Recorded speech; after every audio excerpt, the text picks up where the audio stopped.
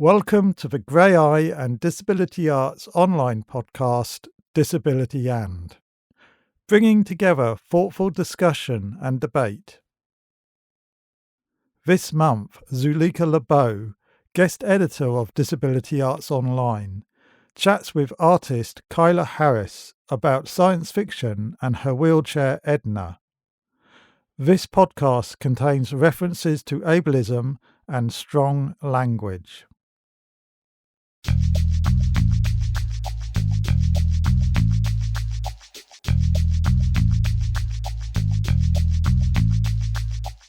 Hello everyone and welcome to this special edition of the Disability Arts Online podcast. My name is Zuleika Lebow and I am the guest editor for essentially the month of October for Disability Arts Online. And today I am joined by the wonderful, phenomenal Kyla Harris, who is an artist, activist, blogger. No, I'm not actually a blogger.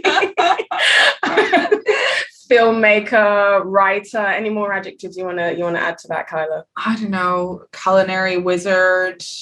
I don't know. I mean, there are just so many facets to everyone's personality.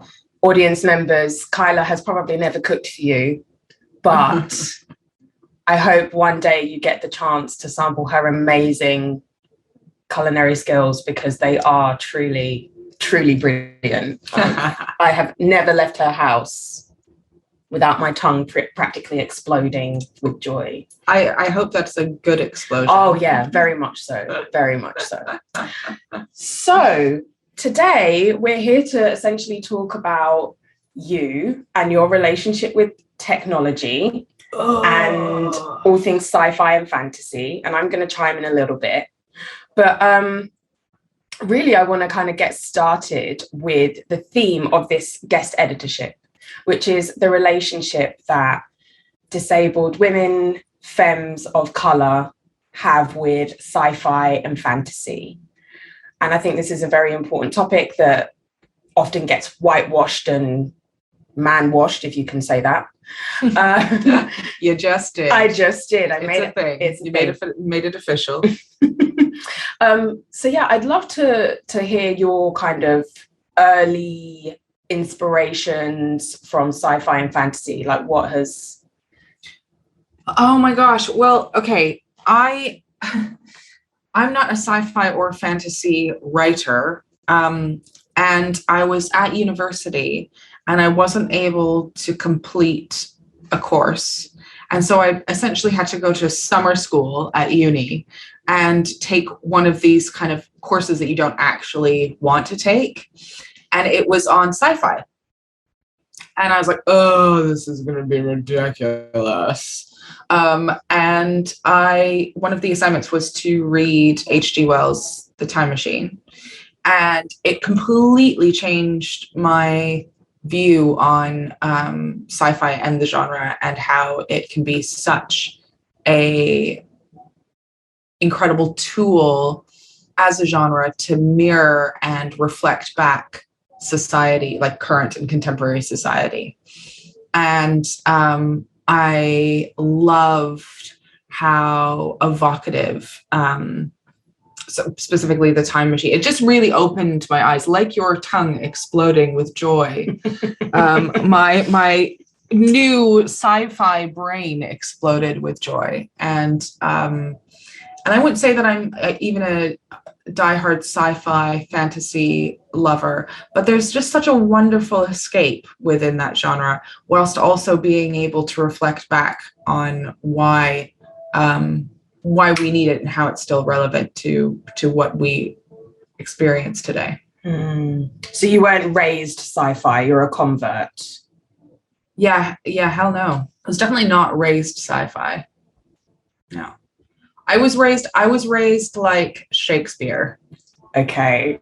I was raised like American literature, like Of Mice and Men. I was raised To Kill a Mockingbird and very kind of like gritty American literature. And then the English lit that, like there was always something about Chaucer and like how he described like boils that really ignited my imagination.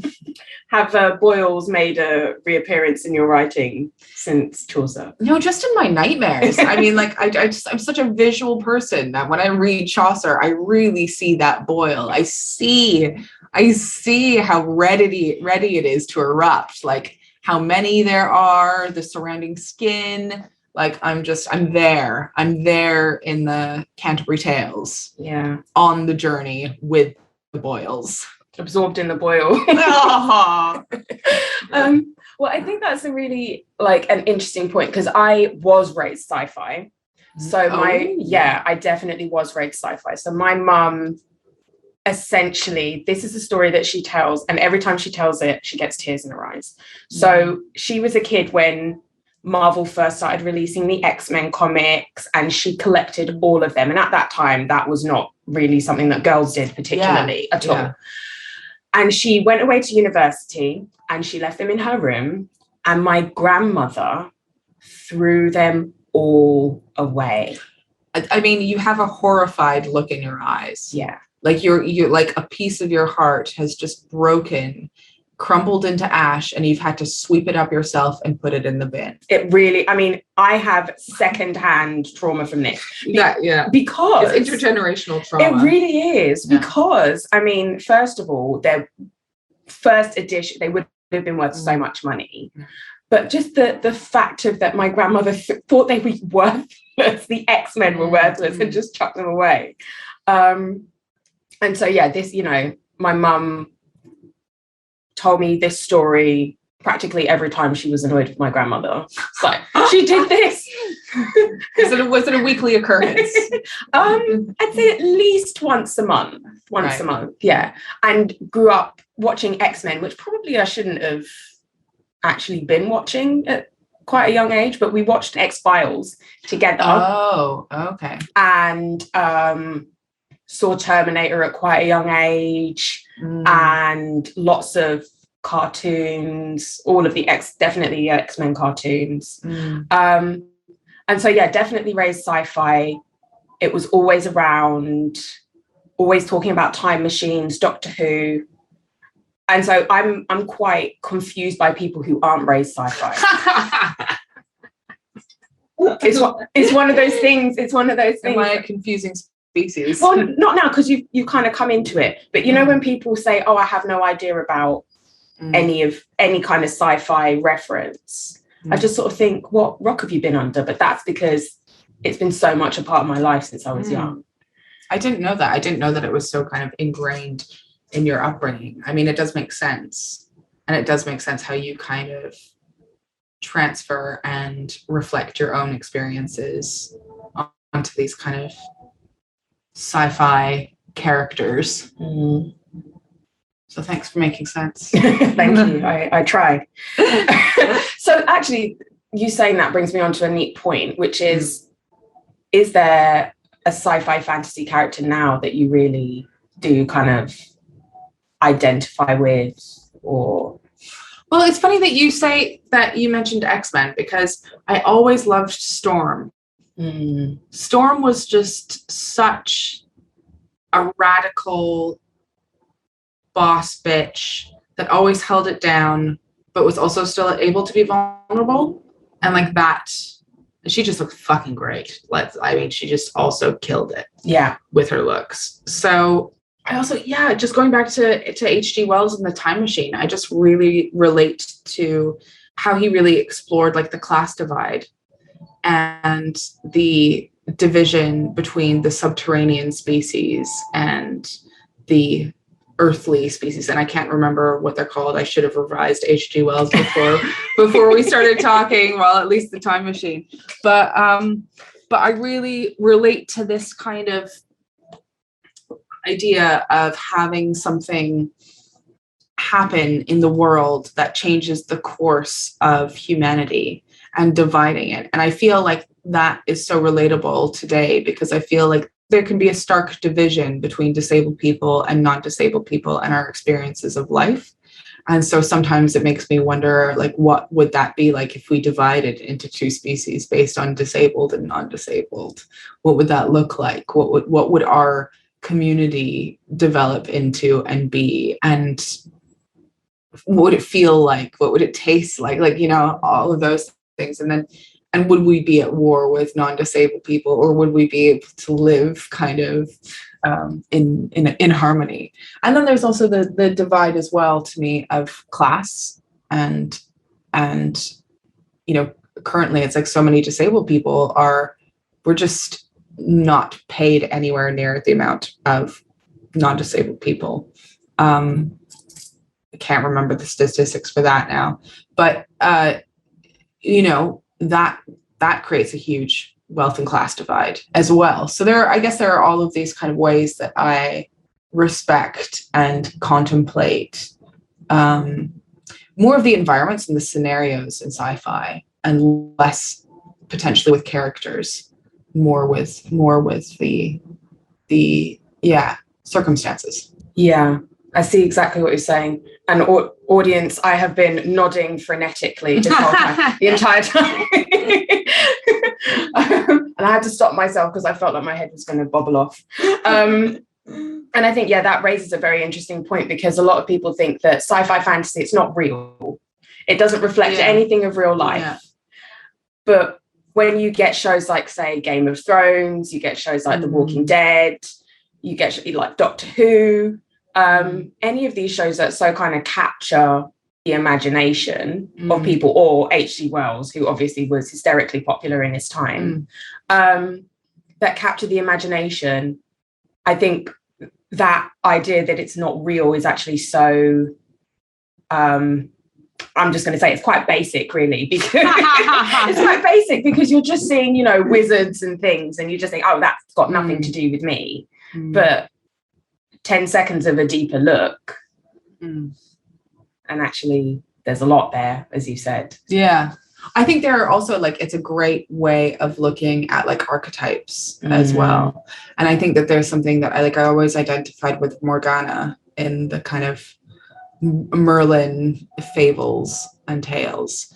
And I think that there was always something about this, like the archetype of the witch, and what kind of effect they have on men, and specifically, no, there's no way around saying it. And their kind of sexual power, and that being seen as a threat, and also of just being like, kind of, Morgana was always kind of cast out from society, and always very seen as being kind of,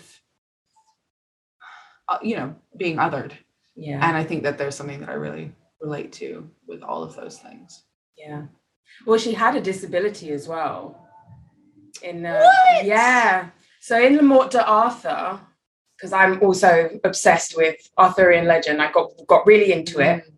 She's not necessarily partially sighted, but one of her eyes looks different from the other. Okay. And throughout the book, they just kind of talk about how hideous she is. And if you look at one side of her face, she could be very pretty if only she didn't have that eye, kind of thing.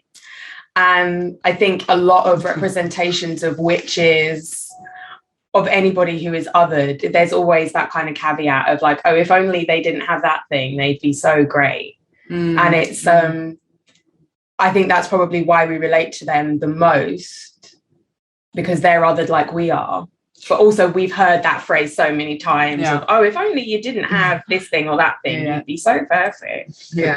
Oh, you have such a pretty face. Yes. Yeah. Particularly if you identify as somebody who's fat or chubby, you've probably heard that a lot. Like, oh, if only you lost some weight, you'd be really great from... Yeah, it's a pretty horrific thing to hear. But I think it also... You definitely relate to the outcasts, and sci-fi is written by outcasts, and so it's full of outcasts. Yeah, that's really interesting about Morgana. I think the other thing that I identify with is the use of, and don't agree with, because it is, you know, it does perpetuate ableist narratives, but the idea of disability as a metaphor. Like, Morgana is seen as a bad person because and her disability reflects that, a facial disfigurement, perhaps, or partial sightedness, Yes. reflects her morally corrupt character, and therefore kind of she deserves to be disabled, and that is a negative thing and could not be a positive thing, and disability seen as kind of like retribution. So Yeah. yeah, And it was for such a long time, and it is something that I think when we as disabled people are talking about sci-fi, it's such a strong thread throughout the genre, just because it's been such a strong thread in society, that I think or at least me with this editorship, what I'm trying to do is actually take that back. Yeah. And say, no, it does belong to us. There is room for us in here. Oh yeah. And it should be ours. Well, it's also like, in a way, a refreshing way of exploring disability too. It's out in the open. It's talked about. It's a part of, the X-Men is a really good example of like all of the characters having some kind of a disability that is their superpower. Although I don't want to go into like an inspiration porn, superhuman, disability kind of thing, but but as that it's an attribute. Yeah. That it's an attribute to them. I mean, I know that wider society is afraid of X-Men, but they're our heroes.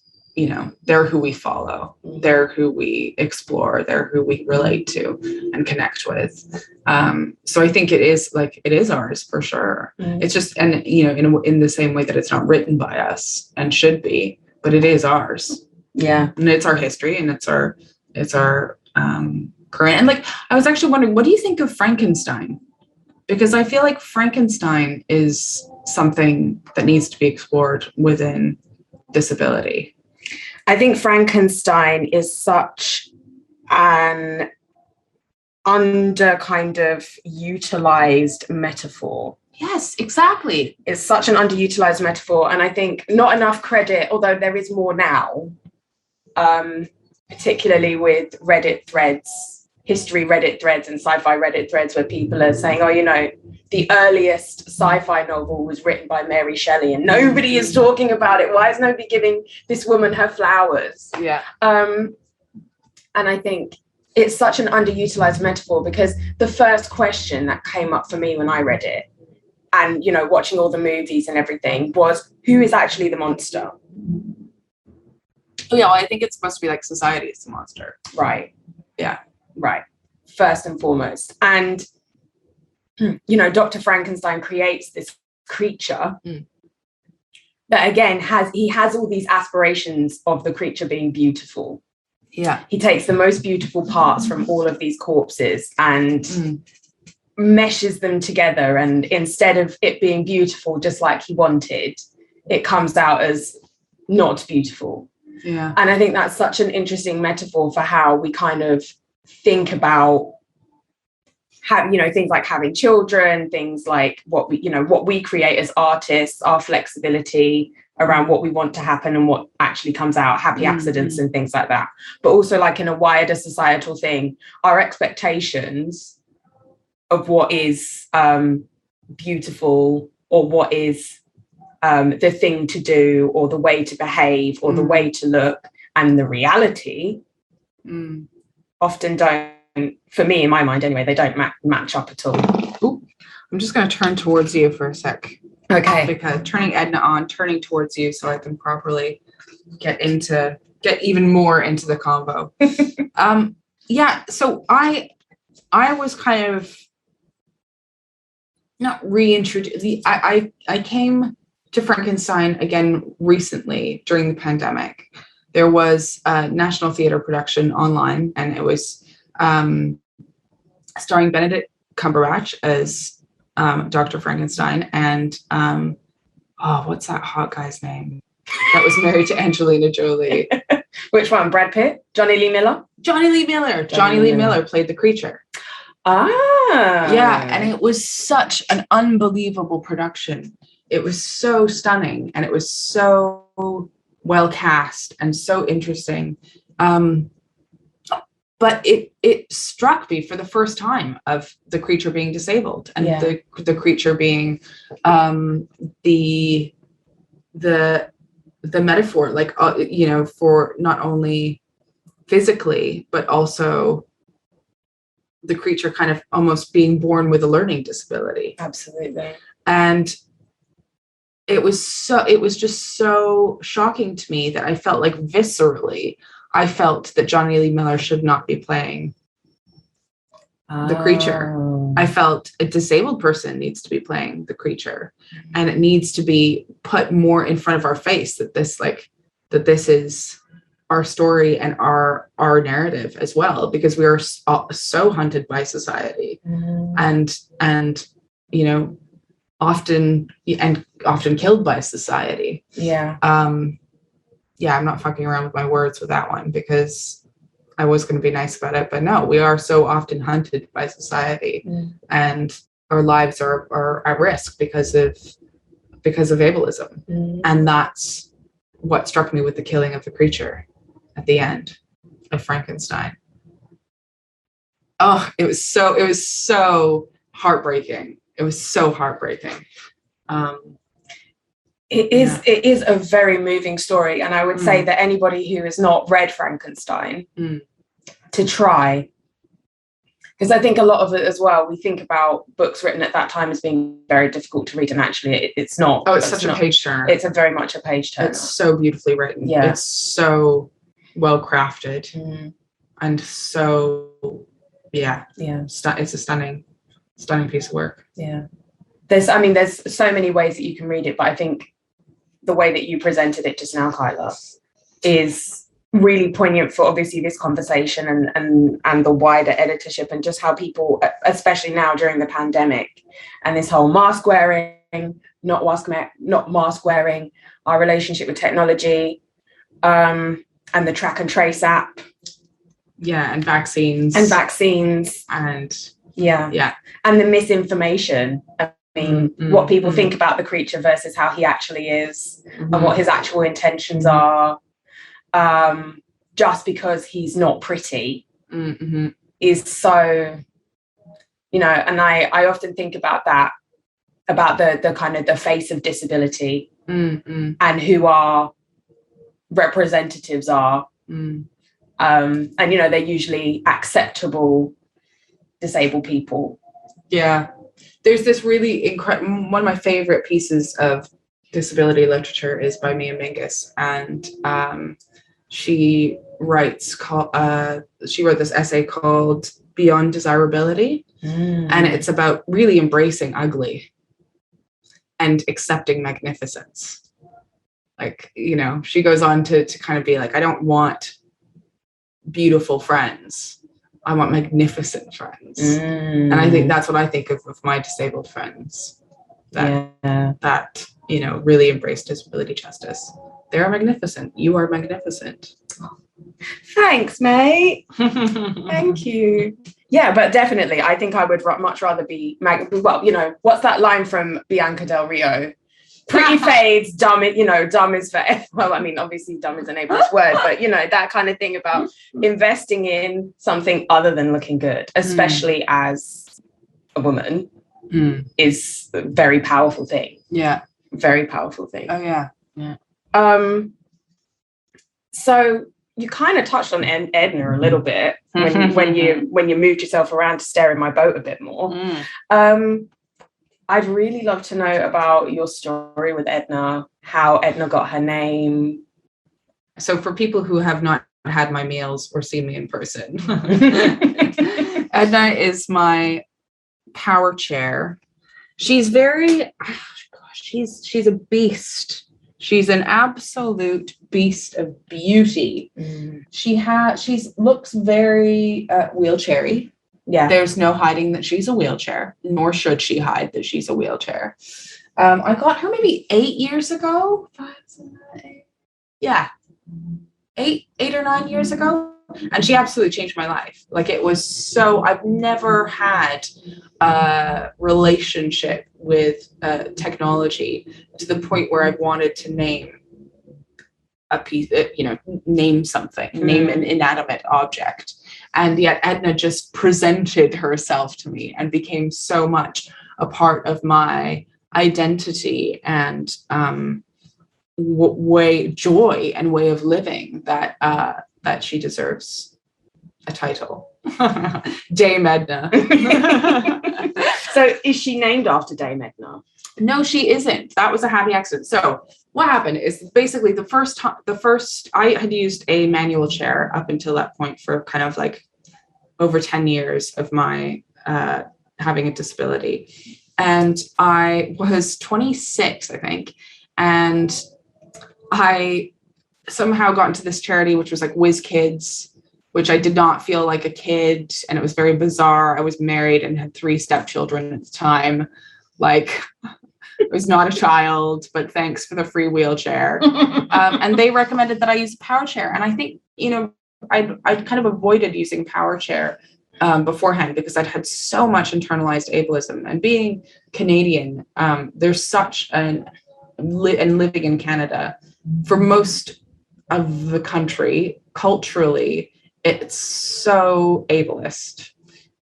It's just it's so based on the physical. And that as being someone's biggest asset, whether it's looks, whether it's ability to chop down a tree, it's very Canadian. And so I had so much internalized ableism that I never saw myself as wanting a power chair, but also in a way needing it, because I felt like, oh, well, I can wheel for quite a bit. Oh, but I do need assistance with someone wheeling me whilst I'm outside.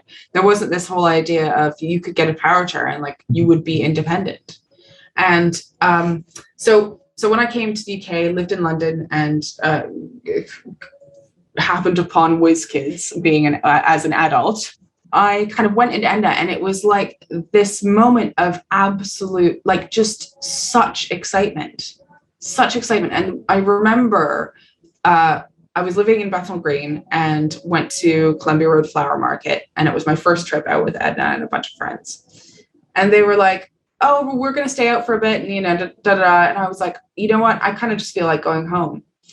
And I went in Edna, to the flower market, but also back home by myself. For the first time in 15 years, I had been by myself outdoors. And I arrived at my front door and just burst into tears because of the sense of freedom that she gave me, and the sense of absolute autonomy and joy and excitement and possibility and potential. And all of these things were wrapped up in my ugly beast of burden and beauty, And I had a PA, an Eastern European BA at the time. And she was very, very much involved in my life and a very big support. And, whilst I was going through an incredibly difficult time. I said, God, I really want to name her. There's something I just, I was kind of in bed and like staring at Edna lovingly. And I was like, I don't know, what should I call her? And my PA turned to me and went, Edna. And it was just this deadpan, like thick Eastern European accent. And I was just like, yes. And I've never looked back, and neither has Edna. Yeah. No. I mean, Edna is, I would say if she was a car, she'd kind of be like a hybrid between a Jeep and a Rolls Royce. Ooh, wow. I love that. Yes. She's also like part transformer. Yeah. Too, because I can use this function, which I think they're no longer allowing on the NHS. Right. Which is raising Edna. So the seat raises to what I call bar stool height. Mm-hmm. I often bring my own bar stool to the bar in the form of Edna. And that's like, that was transformative as well, because I was always like, I'm 5'10".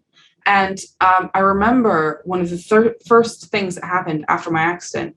I was out in a gallery and in my manual wheelchair, and my dad wheeled me right in front of a group of people, right in front of this painting.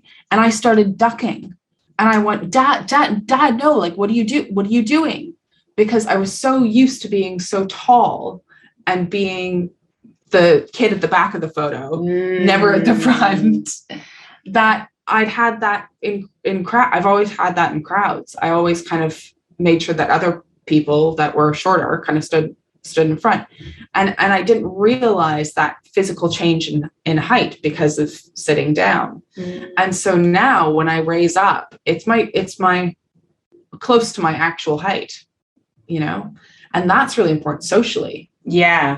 And I love being able to be at the same height as people and talk to them in their eyes when they're standing. And yeah, so she's just been transformative in that sense too. It's also like a really great power move.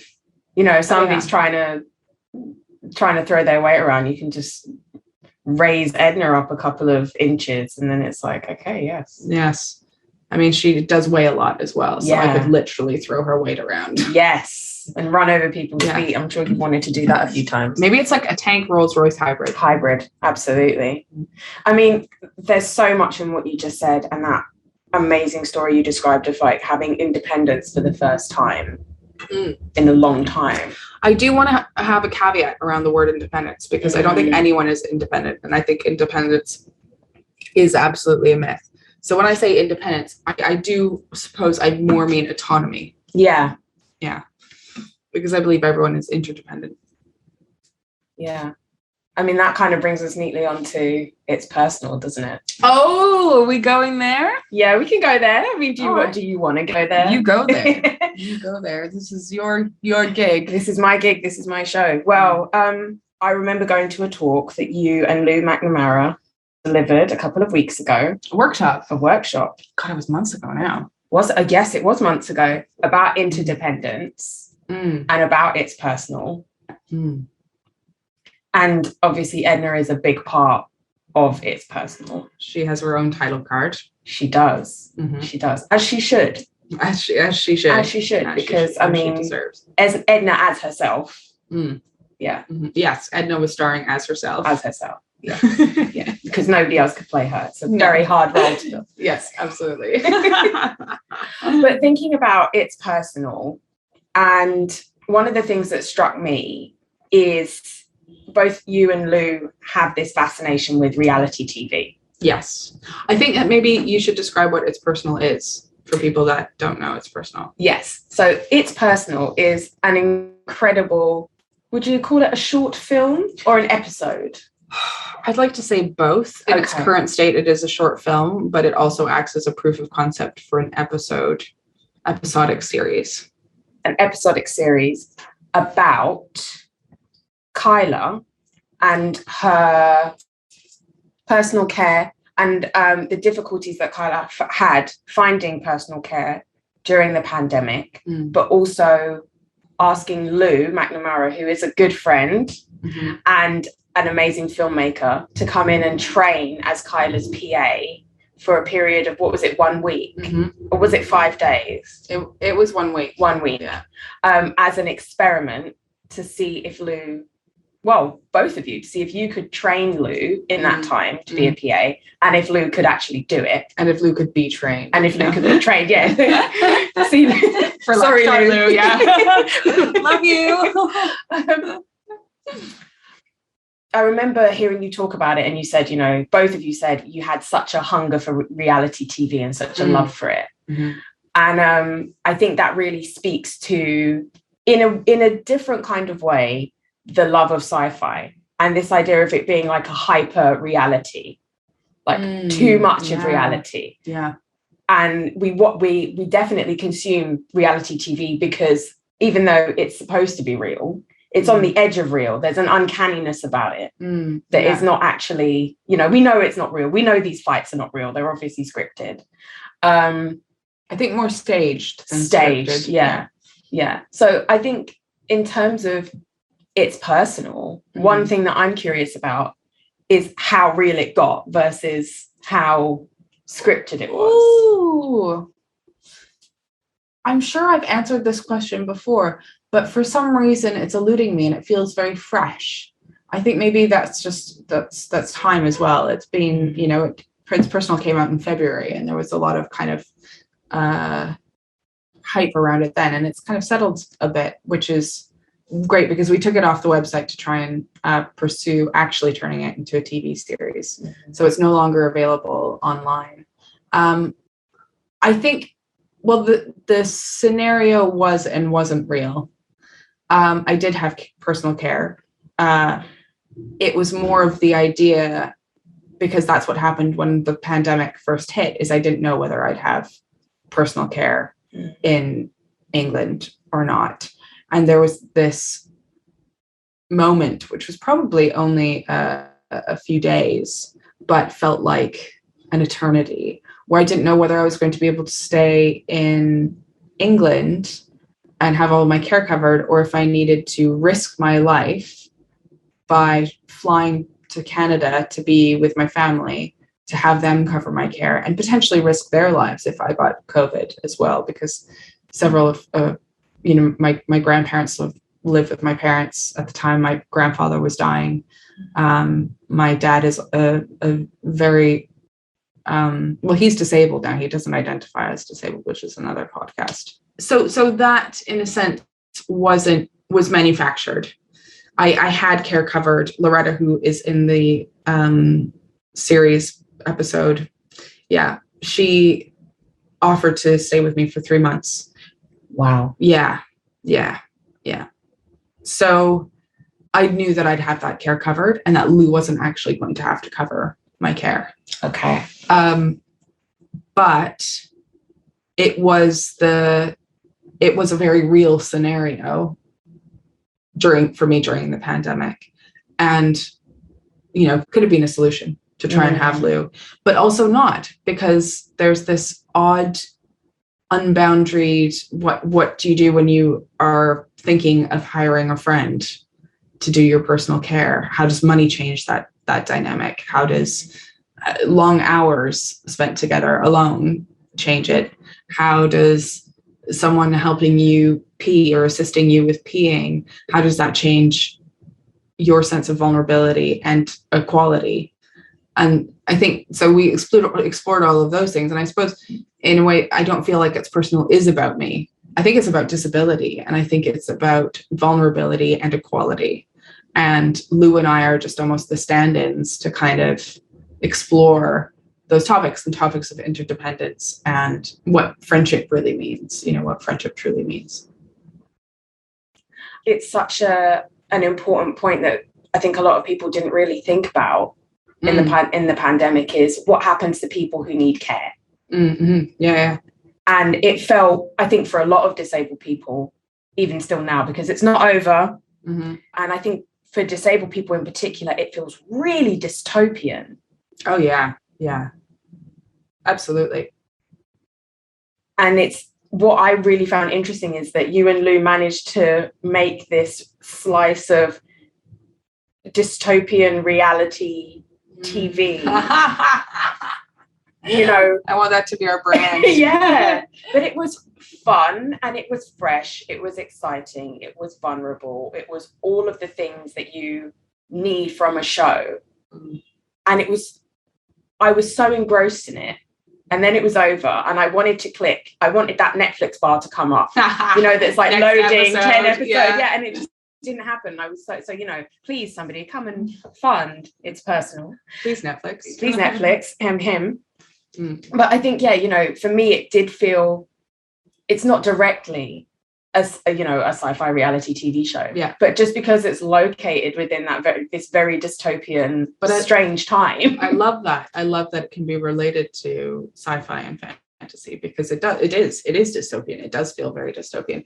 And it felt like we did create our own world. Like between Lou and I, and in that household, it was so, it was almost a lab for community as well, and what community means, and what the purpose of community is and can do. But I do think, speaking about community and relating that kind of back to what you were saying about the class system in H.G. Wells' The Time Machine, having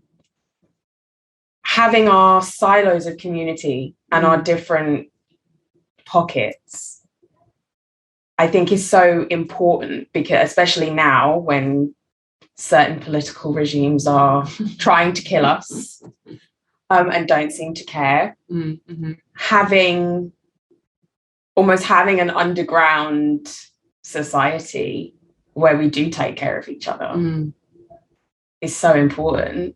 Yeah.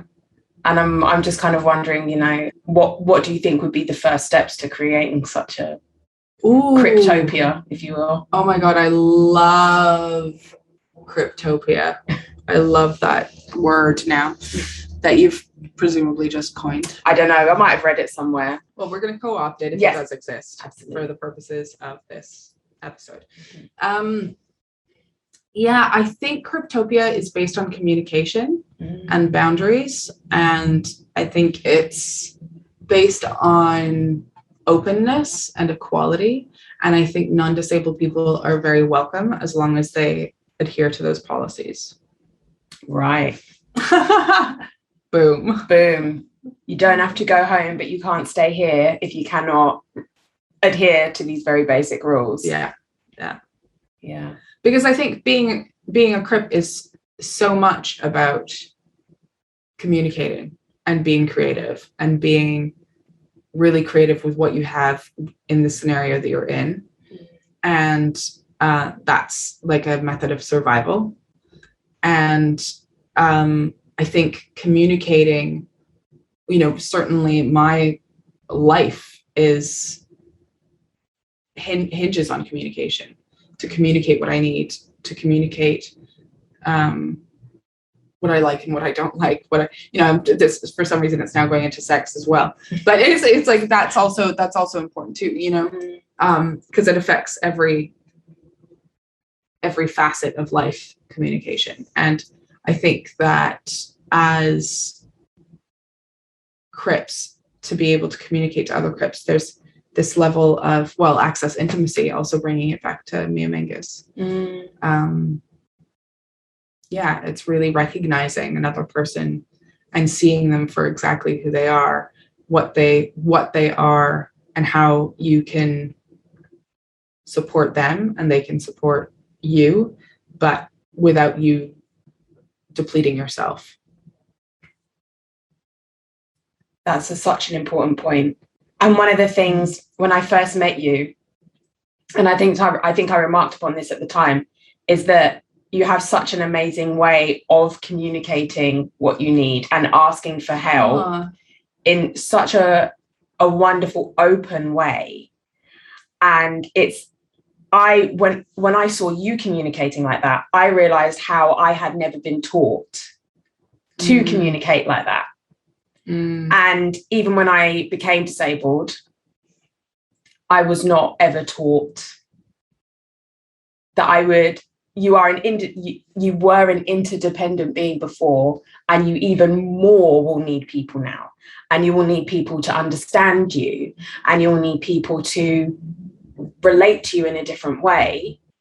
And I definitely knew that there was some kind of something going on with my communication, because I was not letting people into that, I guess, that inner sanctum to think about Superman, that's that fortress of solitude. I wasn't, and it did feel quite lonely. And I think a lot of disabled people, especially when they're newly disabled or chronically ill, do feel lonely, because we as a society, we haven't been taught those communication skills that you've graciously learned over time. I think it's, it's obviously quite an unfair place to be put in. But one of the things that I really found was that communicating through kind of sci-fi definitely helped in giving people like an allegory. Going back to Frankenstein, using him as an allegory, or in my case, werewolves as an allegory for my disability, definitely helped me to get people on the same page of like, oh, wow, that's really what she's going through. It's not just like she's got the flu, which I think a lot of people do think, especially with chronic illness. Oh, you're just, it's a different breed entirely. So yeah, I definitely see you communicating and how you communicate. And I think maybe you should give classes.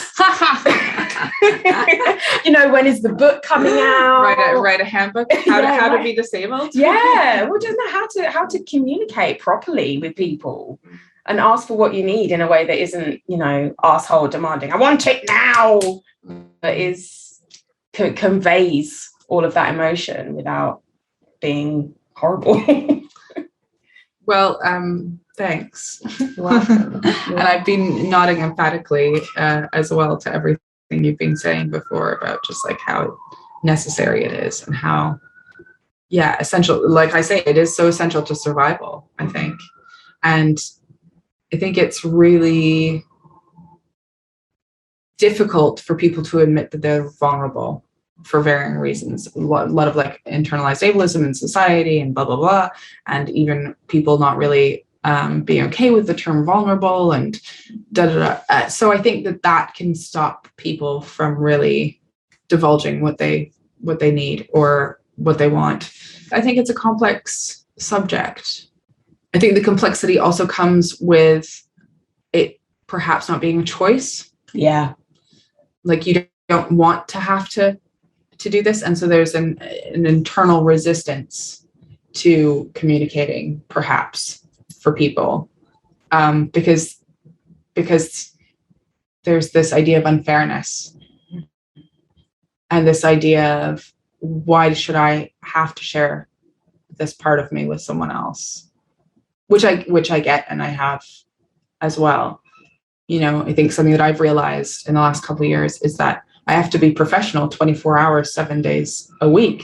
And I mean 24 hours, so that when in the middle of the night, if I'm calling a personal assistant to help me pee at 4:13 a.m., I still have to be pleasant. And I think that our survival shouldn't depend on our kindness, but I think our survival does depend on communication. That is such an important point. And I think most people don't really think about that. Because even me, I don't have to, as much as I am invested in the disability sphere, as much as I am an activist, as much as I want to support my fellow Crips, everybody has different access needs, and you don't know what you don't know. So until encountering somebody who needs 24-hour personal care, you're not going to think, wow, yeah, that person at 4:13 when they have to get up to use the toilet still has to mind their P's and Q's. Yeah. And communicate effectively. And also you have to wake up and think, there's a lot of forward planning involved in that as well, because you particularly, I've seen this happen, you have to get your phone and call your PA, and then your PA has to wake up, make it up the stairs. And there's so many processes involved in that, mental processes before you even get to just do the job of going to the go, have a piss. And I think, we don't really necessarily realize that it is so important to our survival, not just as disabled people, but, society in general. We definitely overlook it. Yeah. And I think that there's such a culture of repression here as well, and lack of communication, that I think it's something that people really are afraid of. Like there's a lot of fear around communicating feelings and needs and wants, and it's not seen as desirable to do that, perhaps, or or too feminine, is a massive thing as well, right? Like communication is seen as a soft skill, which is often kind of relegated into the idea of awful womanness, deviant female territory. She wants to talk to me.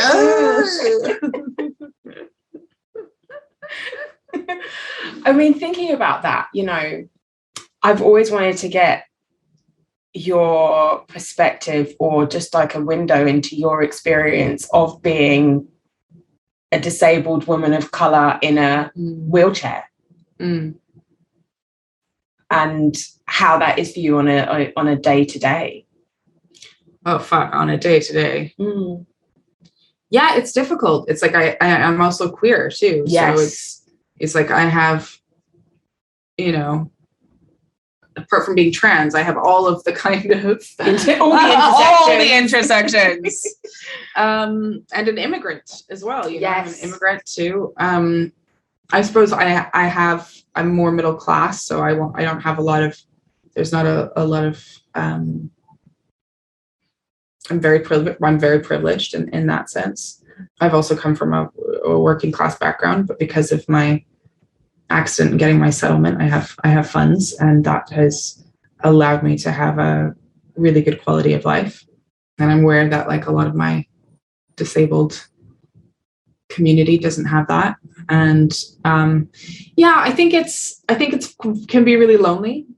I think it can be really lonely because a lot of my time, although like most of my closest friends are disabled, my day-to-day existence is around white, non-disabled women as my personal assistants and as my partner. I love you, Angie. We love you, Angie. And it can be, and while like definitely, I think my partner, like Angie, is one of my biggest supports, and she's so empathetic and such a she has such a hunger for equality as well, and understanding and supporting me, that I do feel less lonely because of her, and because of her she just appreciates me. And it's just so nice to have a partner that appreciates you. Revolutionary. So it's just it feels like there's something, and also I have a bit of I don't know if I fully identify as a woman. I'm trying to work out because, and I'm just having a lot of conversations with myself and a few friends, and now everyone here in this episode that's listening to this, and all of you strangers, because I feel like woman doesn't fully encompass my experience, because gender to me is very much constructed. Yeah. That I feel like no pronoun really defines, like even being non-binary or being considered a man, like, or strictly a woman. None of them really feel quite right. And so I'm kind of figuring that out. And I'm not sure that there will be anything to figure out. I think it's just, I might have to sit in this unknowingness for some time, and that's okay. I mean, I am very femme. I do look very femme, and have and read as a woman, and so am treated as a woman. So I think, you know, I was at this event last night, and I met a queer disabled woman of color who was a wheelchair user, and I was like, wow, you are a unicorn. We are unicorns together. Two of you in the same room. Yes, sitting side by side. Wow. And I don't know if I've actually ever met a disabled queer woman of color that's a wheelchair user before. And it was like, I see you. I see you. Did her chair have a name as well? We didn't get that far. Damn. No. That is a real shame. Yeah. Well, if you ever do find out the chair's name, I think they should have a play date. I mean, obviously we'll be the moms, yeah. And they'll be the children that we're taking out to the park. Yeah, exactly. Yeah, why not? I'm up for it. But that's exactly why I asked you that question, because there are a few wheelchair using women of color that I am aware of in the sphere. Yeah. The disability sphere, but not many that I've met or have a friendship with as I do with you. Yeah. And not to say, you know, that kind of sounds a bit collectory. Like, I don't, that's not what I mean, but I think, you know, obviously. Put me in a cabinet. Yeah, you know, but obviously the disability sphere is so dominated by white, femme appearing people. I would say white, straight, cis men. You think? Yeah. Yeah. Yeah. It is a weird thing. There's so much erasure. Yeah. So much erasure. Well, I mean, that's where the disability justice movement really kind of stemmed from or spurred from, was women and non-binary and trans people feeling really erased from the disability rights movement, and not seen. And I feel like that in a lot of spaces that I'm in around advocacy. Try not to say too much around those spaces, but yes. Yeah. And in the work that I do. Yes. Yes. And I think that's a really important point. And that's also, you know, obviously I keep coming back to it, but it is my podcast, so whatever, I'll do it. Even in the sci-fi sphere, you know, Mary Shelley invented the genre, Octavia Butler, all of these women of color kind of coming in. Like, I think about Nichelle Nichols almost every day. Shout out to you, goddess that you are, original Uhura. And the just kind of, then you have neckbeards on the, like white cis neckbeards on the internet, just trying to erase and sanitize this, you know, amazing genre. And also just that in general, the, like, going back to disability, the disability movement as well, sanitize and erase women of color and trans people. Yeah. For really no good reason. Yeah. Don't see a reason. No reason. No reason. No. Well, we know the reason, but we won't say it. So I think we're rounding off the hour, but I want to end with one last question, which is, aside from Edna, what is your favorite piece of technology? Oh my gosh. Well, I mean, it's undeniably my laptop. Right. It's just my right hand. It really does feel like a part of me. Often an avoidant part of me. But definitely a part of me. Like I live and work on my laptop so much, especially, and also, like, you know, points of connection through Zoom and stuff over the pandemic. It was a lifeline, and it's how I connect with my family. It's, you know, who are all in Canada. It's how I relax. It's how I learn, you know. So I think it's pretty integral to in terms of technology. But I also would love the idea, and very, very much have had times where I've not been with my phone or my laptop for, you know, a week, and it's been a very happy, connected time as well. So you know, I could do without my laptop. However, I could not do without Edna. Yeah. So no one compares. Nothing compares, as Sinead O'Connor says. Edna, nothing compares to you. No. Well, thank you both so much for joining me today on this episode and sharing, you know, so vulnerably and being so open about your experiences. And is there anything else you'd like to say to our listeners before we sign off? No, I just want to thank you. And I think that for those of you who don't know Zuleika, she is currently wearing a purple snakeskin print dress with some neon tipped long fingernails, and her fiery locks are being backlit with Trafalgar Square behind us. And I think she's just a vulnerable powerhouse, and I appreciate you. Thank you so much, Kyla. I really appreciate that. And I'm going to describe Kyla for anyone listening now, because Kyla is wearing a full-length woolen midnight blue number that looks cozy and squishy and elegant, with 2 chunky pieces of gold jewelry, and her hair is, I don't know, like sort of tumbling around her face, and she looks like a witch, really. Maybe that's your pronoun, a witch. Yeah, maybe it is. Okay, well, I think we're gonna leave it there. Thank you so much to everyone at home for listening in and joining us today.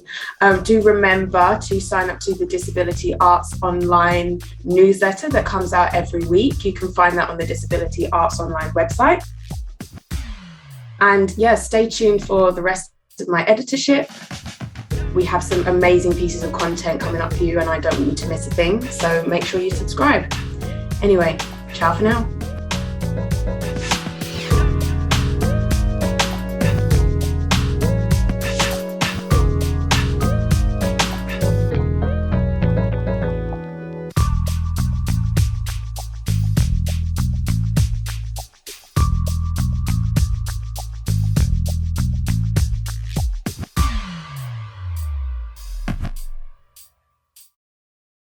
Visit greyeye.org and disabilityarts.online for details of productions, events, interviews, opinions, reviews, and learning opportunities.